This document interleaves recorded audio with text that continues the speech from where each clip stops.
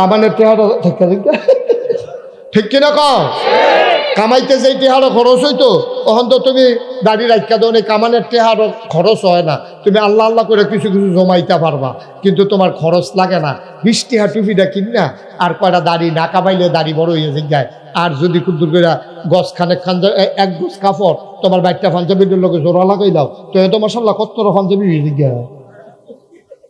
পাঞ্জাবি বানাইতেও টেহা লাগে, ইয়া মুসলমানও লাগে না। টুফি মাতার দিতেও মুসলমানও লাগে না। কাফেরে দাড়ি রাখলে দাড়ি কোনো কম হইতো না, বরং আরো গোছ গুজ হইব বেশি, ঠিক নিও। কিন্তু এটার নাম মুসলমান না আব্বা, এটার নাম মুসলমান না। টুফি দিয়া মুসলমান চিন্তা না, দাড়ি দিয়া মুসলমান চিন্তা না। আটকা দেহার ভিতরে বোঝা যায় আর কি, কিন্তু তোমার দাড়িও আছে, টুফিও আছে, কত্তরা পাঞ্জাবিও আছে, কিন্তু তোমার ভিতরে ইসলাম নাই। এইরকম মানুষ বাংলাদেশে আছে নাকি নাই?